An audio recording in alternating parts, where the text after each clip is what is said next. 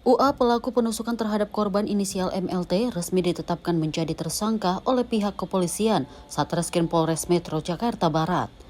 Dari hasil penyelidikan, tersangka UA terbukti melakukan pembunuhan berencana terhadap korban akibat luka tusukan di tubuh korban tak jauh dari warung di kawasan Kalideres, Jakarta Barat.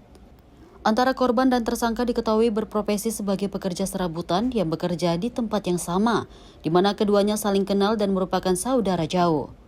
Kombes Pol Twedi menjelaskan, kronologi penusukan yang mengakibatkan korban tewas ini berawal ketika tersangka UA berniat akan menghabisi korban dengan mempersiapkan sebilah pisau yang diselipkan di pinggangnya.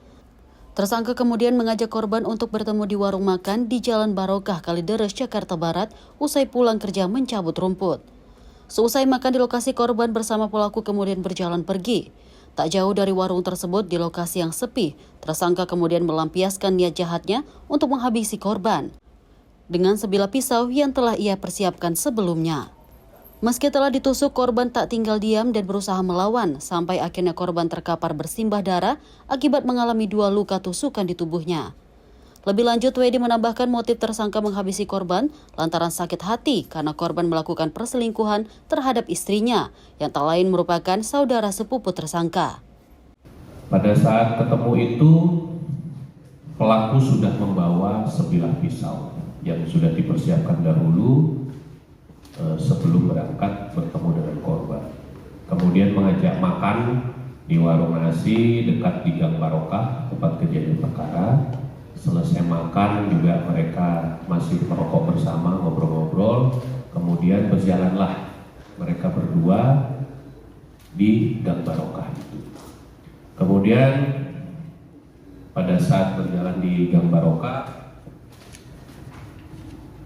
dan sampai di TKP, pelaku mengeluarkan pisaunya dan menusuk korban di bagian perut. Ternyata korban masih bisa melakukan perlawanan, mereka sampai bergumul di tanah berdua. Namun karena korban sudah terluka, akhirnya korban kalah dan tertelungkup. Pada saat tertelungkup, pelaku kembali melakukan penusukan di punggung korban sebanyak 2 kali. Dan akhirnya korban sudah tidak melawan dan ditinggalkan oleh pelaku. Untuk motifnya adalah karena sakit hati, ya. Jadi pelaku sakit hati karena korban ini berselingkuh dari istrinya, di mana istrinya ini adalah saudara sepupu dari pelaku.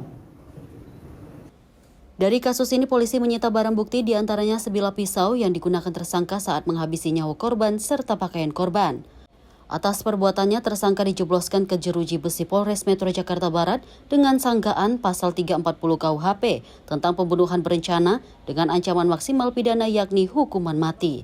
Dari Jakarta, tim kontributor Sinpo TV melaporkan.